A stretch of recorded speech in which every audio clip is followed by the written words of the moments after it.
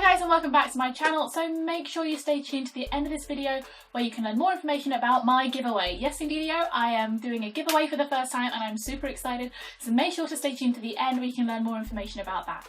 So in this video today we're going to be talking about newbie writer mistakes that new writers make all the time. So some of these mistakes that I'm going to detail are mistakes that I've made, some of the mistakes that my friends have made, and some of the mistakes that people have warned me about online. That way if you guys know about them, maybe you can avoid falling for them, or at least not feel bad if you do. So maybe they're a rite of passage, who knows? Anyway, let's do this.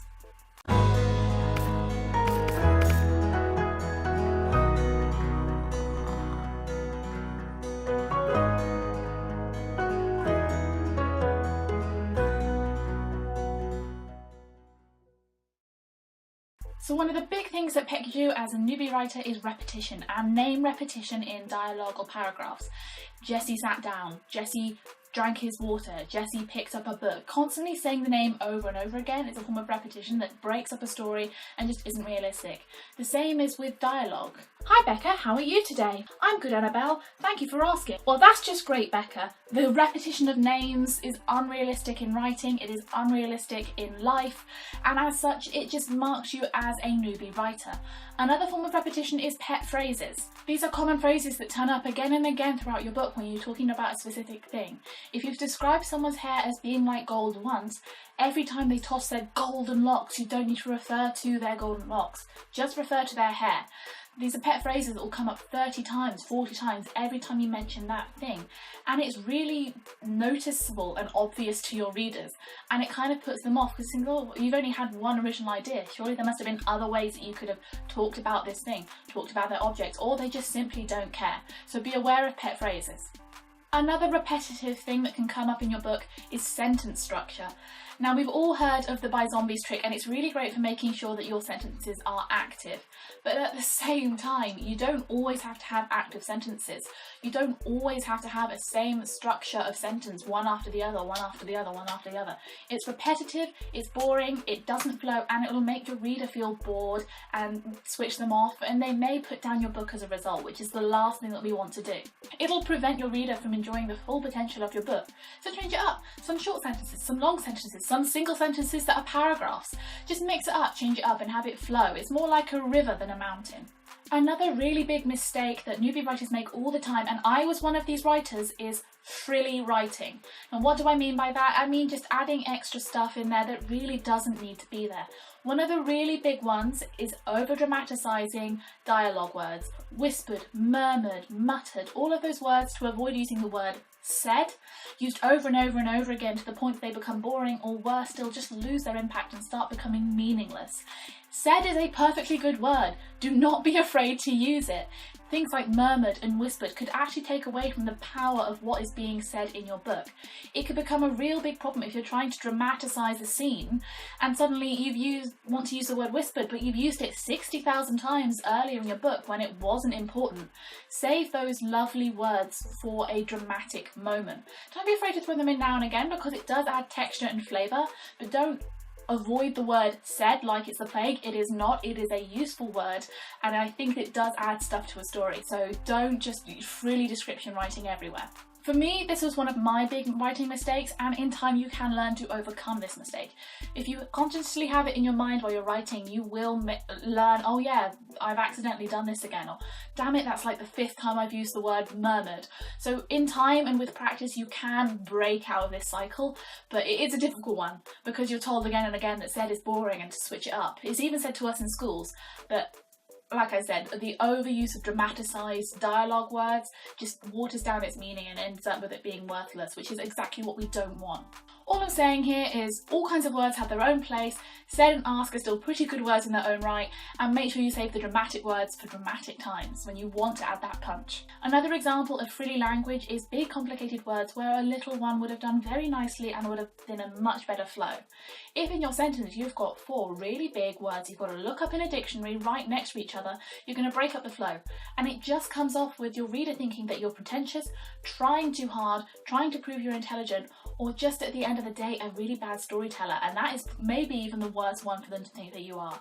Some big words are fine occasionally dotted throughout your book, and in fact they can bring up the level of your book if it's done well, but at the same time you don't want them all over the place. If they're all over the place, that it looks clumsy, unprofessional and snobby, and is another barrier between you and your reader, with your reader engaging with your book and your work. You don't want to give them that kick to disengage. That's the last thing that we want. Another example of frilly writing is using a verb and adverb combo where a better verb would have just done the job nicely, thank you very much.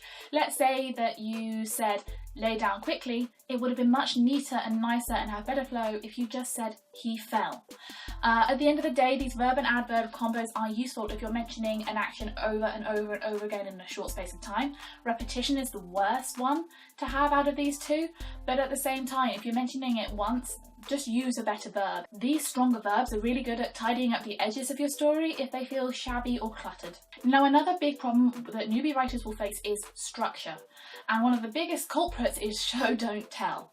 Now, everyone's heard of show, don't tell, but a lot of writers end up taking it to the extreme. You do not need to tell me about every little detail and explain it like it's the biggest thing imaginable.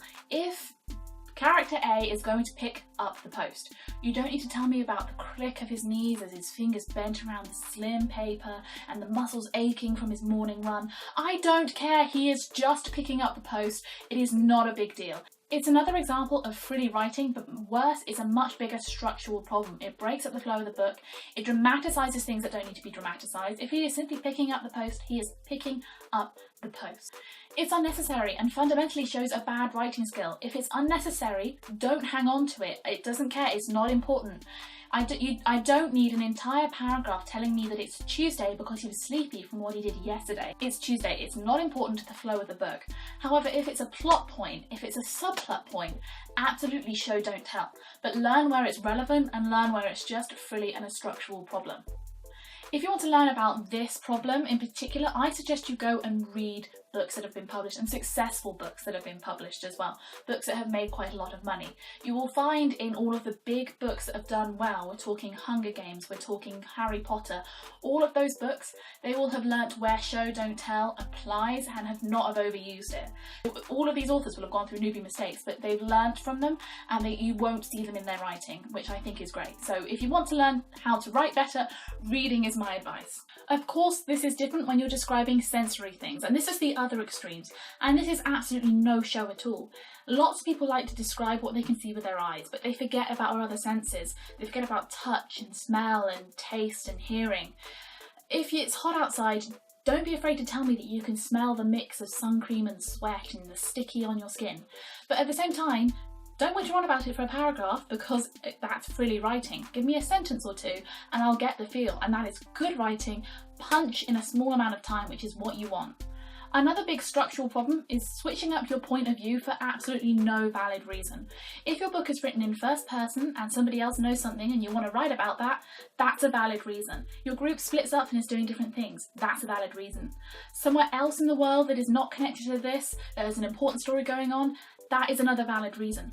But remember that there needs to be a valid reason for switching the point of view from your story, because it just interrupts the flow. Less avid readers that don't read all the time, that have just picked up your book casually, don't want to have to work to understand what's going on. It should be fun for them, it should be casual for them.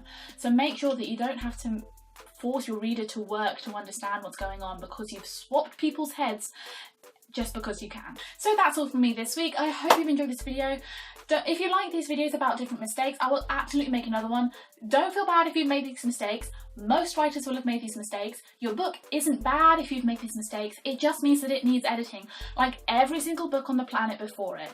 So don't feel bad, just be aware of these mistakes that can crop up in writing. So most writers will still do these things, published writers will still do these things.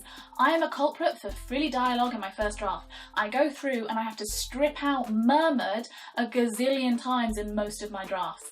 But as long as you're aware that these are the mistakes that you make, then when you go back and you do your edits, you can absolutely fix them. So it shouldn't stop you writing, and it shouldn't make you be afraid to put words down on the page.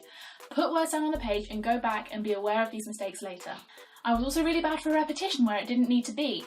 But through time, through practice and understanding that these are my pitfalls, I've managed to improve my first draft significantly. So identifying mistakes, practicing and working on them, you will get better, and within time your first drafts will start to appear reasonable.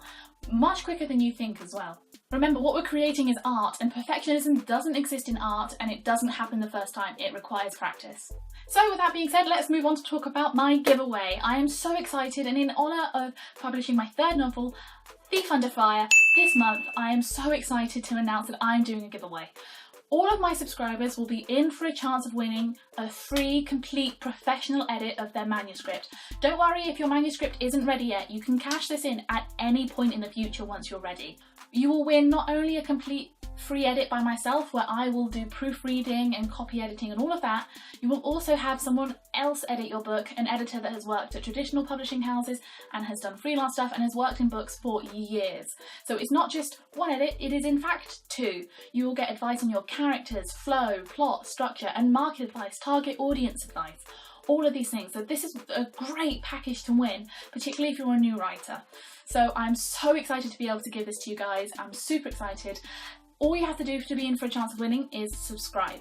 The end of this giveaway is the 30th of January 2019, so it's going to go over Christmas and into the new year, so there's plenty of time to get your manuscripts in shape if that's what you want. Share this around, show your friends so that you can all be in with a chance of winning this prize. It's such a great prize, I'm so excited.